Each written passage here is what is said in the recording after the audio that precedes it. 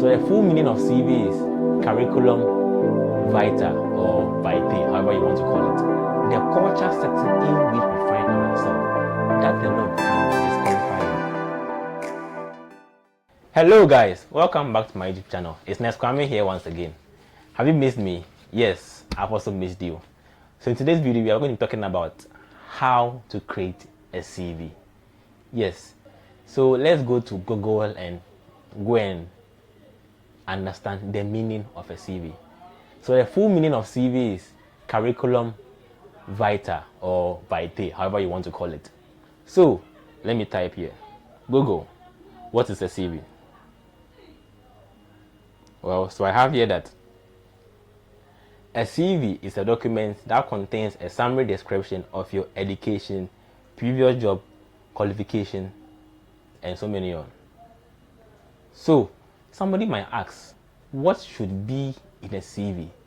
Well, generally it depends on the type of CV that you want to do and the type of qualifications that you are also holding. And CV categorically can be grouped into academic and then work CV. But before I go into the various steps and then what should be done and then what not should be done, I'd like to tell you some of the mistakes that most of us do when we are writing our CV. So I've made a list here, so let me get to it. So one of the mistakes that we do is that sometimes you create a CV and then you see somebody writing on top of it their religion, sex, age, and hobbies. Guys, adding these things to your CV does not help. Yes, it doesn't help. So why do I say that? So for instance, adding your religion, for instance, like this. I'm an employer. I want you to apply for the job with your CV. And then you add your religion. Imagine if I am an Akan, and then I am having that company. And then you are a Votarian or a Gan Adangbe. Yes, I'm not supposed to discriminate, but one way or the other, the culture setting in which we find ourselves, that alone can disqualify you. So then I would encourage you, whenever you are writing your CV, I'm saying don't add your religion. And then also, we sometimes do add our sex or gender. Well, you might think that is not really a bother, but sometimes some jobs, yes, on the job description they write they want females to apply. For that one, it is an exception. They've stated there that they want females to apply. But in a case whereby they've not stated anything, when creating your CV, don't add your sex, because possibly that, let's say, if by default the HR person that will be going to the CV is a woman, and then one way or the other they are trying to get in more females, leave it up to them per their own discretion to find who is a male or female. But if you add it on top of your CV that you are a male, that alone can prevent you from getting that job. Again, we also add our age when you are looking for jobs. Guys, come on. So guys, yes, so the next thing is that you're not supposed to also add your age. So adding your age, for instance, like this, you can shoot yourself in the foot. So why do I say that? Imagine you are 50 years old, 40 years old, and then you are applying for a job. And then meanwhile to the HR, despite not writing on the job description that they want somebody within the ages of their 20s or something like that, by you adding 40 years, 50 years onto your CV alone, they can just see your age and then just put your CV somewhere. But meanwhile too, you might be the most qualified person for that particular job. So yes, so to be on the safer side, if when you are applying for the job, there is no job, like they've not written on the job description that you should include these things that I've mentioned, which is your religion, sex, age, and then hobbies, then Charlie, guys, don't add it. So me not saying what you shouldn't add, what should be added. Well, this is where I'll go on to the next phase, which is the types of CV that we have. So generally, you should know that there are two types of CV. Be it any kind of CV at all that you are doing, it will fall in these two categories. So one, it could either be an academic CV or a work CV. Yes, an academic CV or a work CV. So what do I mean by an academic CV?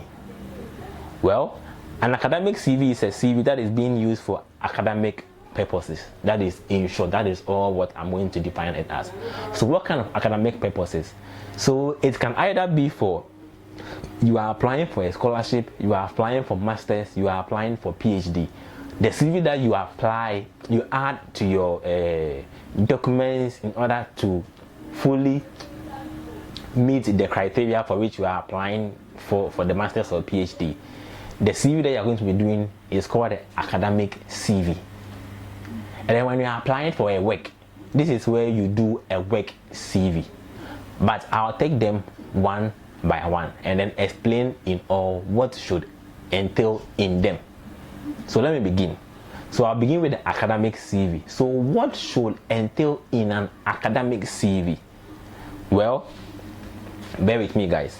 I'm looking down here to tell you vividly, because these are things that, you know, upon the course of me doing my research and then asking HR personnel and then recruiters, they've told me and I've learned, and then perhaps, yes, I want to keep this to myself, but to help you out there, so that when you are applying for, be it for a master's, scholarship, PhD, work or whatever, you know how to put your best foot forward.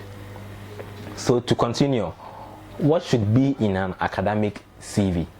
So first, you should have your introductory details.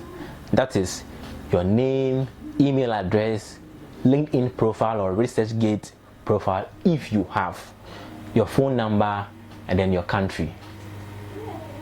So bear in mind, these details that I'm giving can either be used in a CV that you are using locally here or even internationally. And then you should also know that the CV is something that the person that you are applying to, or whatever that you are applying to, would get to see, to know the kind of person that you are having. So of course, having these introductory details goes a long way to help.